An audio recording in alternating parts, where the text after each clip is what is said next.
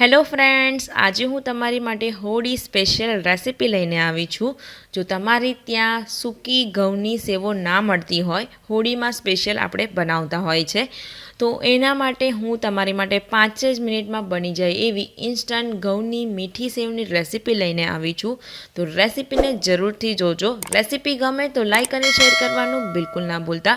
ઘઉંની મીઠી સેવો બનાવવા માટે અહીંયા આગળ આપણને જોશે 1 કપ ઘઉંનો લોટ, જે રોટલીનો લોટ આવે છે તે જ લેવાનો છે। એને આપણે એક મોટા બાઉલમાં કાઢી લઈશું। હવે આપણે એક નાની ચમચી એટલું તેલ ઉમેરવાનું છે। 1 કપ ઘઉંના લોટમાંથી તમે આરામથી 2 થી 3 વ્યક્તિને સર્વ કરી શકો છો। તો હવે આગળ મેં એક નાની ચમચી તેલ ઉમેરી લીધું છે। આપણે જેવો રોટલીનો લોટ બાંધીએ એ રીતનો લોટ બાંધવાનો છે। બહુ ઢીલો પણ નથી રાખવાનો અને બહુ કઠણ પણ નથી રાખવાનો। તો તેલ સારી રીતે મસળાઈ જાય પછી થોડું થોડું પાણી લઈ અને આપણે લોટને બાંધી લઈશું। તો જે લોકોના ત્યાં ઘઉંની સૂકી સેવો ના મળતી હોય તો તમે આ રીતે ઇન્સ્ટન્ટ 5 જ મિનિટમાં આ સેવો બનાવી શકો છો અને એનો ટેસ્ટ જેવો આપણે માર્કેટમાંથી સૂકવેલી સેવો લાવીને પછી આપણે બોઇલ કરતા હોઈએ છીએ સેમ એવો જ લાગે છે। તો તમે પણ તમારા શહેરમાં આ સેવો ના મળતી હોય તો આ રેસીપી એકવાર જરૂરથી ટ્રાય કરજો।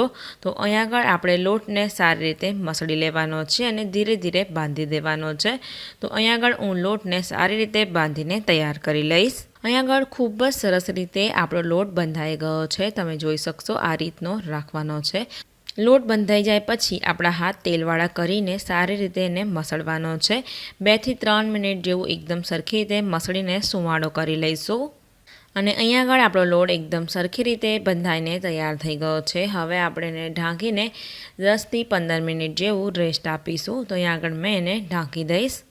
આપણો લોટ ખૂબ જ સરસ રીતે સેટ થઈ ગયો છે અને એકદમ સ્મૂથ થઈ ગયો છે। તો હવે આપણે સેવો પાડી લેવાની છે। તો આપણા ઘરમાં બધાના ઘરે સેવો પાડવાનો સંજો હોય જ છે। તો એમાંથી તમને જે જાળી ગમે તે તમારે લઈ લેવાની છે। તો અહીંયા આગળ મેં એકદમ ઝીણીવાળી જે જાળી આવે છે તે લઈ લેવાની છે। થોડી તેલથી એને ગ્રીસ કરી લેવાની છે અને હવે આપણે સંચામાં ફિટ કરી લઈશું। સંચો રેડી થઈ જાય એટલે આપણે જે લોટ બાંધીને રાખેલો છે તે આની અંદર મૂકી દેવાનો છે અને એને આપણે તૈયાર કરી લઈશું। તો અહીંયા આગળ મેં સંચાને બંધ કરી લીધો છે। હવે આપણે ગેસની ઉપર પાણીને ગરમ કરવા મૂકી દેવાનું છે। તો આ બાજુ તમે જોશો મોટી કઢાઈમાં મેં પાણીને ગરમ કરવા મૂકી દીધું છે। લગભગ મેં અહીંયા આગળ 3 કપ જેટલું પાણી લીધું છે। હવે અહીંયા આગળ એક નાની ચમચી તેલ કે પછી ઘી તમે ઉમેરી શકો છો અને પાણીને સારી રીતે ઉકળવા દેવાનું છે। તો અહીંયા આગળ આપણું જે પાણી છે તે ખૂબ જ સરસ રીતે ઉકળવા માંડ્યું છે। તો અહીંયા આગળ જે રીતે આપણે બેસનની સેવો પાડો એ રીતે તમારે પાડવાનું છે। જે રીતે આપણે બેસનની સેવો એકદમ ઇઝીથી પડી જાય છે એવું આ સેવોમાં નહીં થાય, એટલે તમારે થોડુંક વજન દઈને તમારે સેવો પાડવાની છે અને જેમ જેમ સેવો પડાવવા માંડે એમ એમ તમારે થોડી સાઈડ ઉપર કરતું રહેવાનું, જેથી સેવો આપણી બિલકુલ ચોંટે નહીં અને તમે જોઈ શકશો આ રીતે તમારે સેવો પાડવાની છે। થોડુંક વજન આપશો એટલે એકદમ ખૂબ જ સરસ રીતે તમારી સેવો પડાવવા માંડશે। તો અહીં આગળ મેં ધીરે ધીરે કરીને બધી સેવો પાડીને તૈયાર કરી લઈશ। અહીંયા આગળ મેં બધી સેવો પાડી લીધી છે, તમે જોઈ શકશો। હવે આપણે ગેસની ફ્લેમ મીડિયમ ટુ હાઈ કરી લેવાની છે અને એને 3 મિનિટ જેવું એને ઉકળવા દેવાનું છે, જેથી આપણી સેવો ખૂબ જ સરસ રીતે બોઇલ થઈ જશે। અને અહીંયા આગળ 3-1 મિનિટ જેવું થઈ ગયું છે। જે રીતે આપણે સૂકવેલી સેવો બોઇલ કરીએ છીએ સેમ એનું ટેક્સચર આવ્યું છે અને અહીંયા આગળ આપણે ચેક કરી લેવાનું છે। તમે હાથથી ચેક કરશો તો એકદમ સ્મૂથ થઈ જશે, બફાઈ જશે અને તમે આ ટાઈમે ખાઈને પણ ચેક કરી શકો છો। તો બસ હવે આપણે એને કાઢી લેવાની છે। તો હવે હું ગેસને બંધ કરી દઈશ।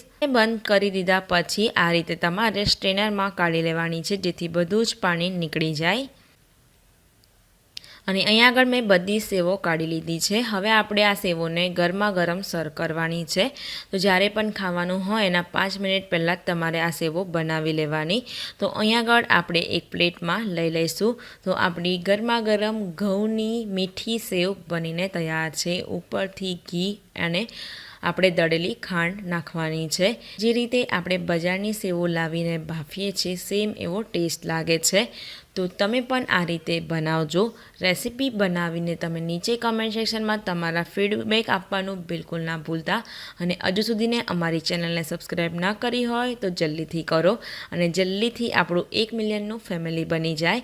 તો તમે આ રીતે સપોર્ટ કરતા રહેજો। મળીશું એક આવી જ નવી રેસીપી સાથે, ત્યાં સુધીને આવજો।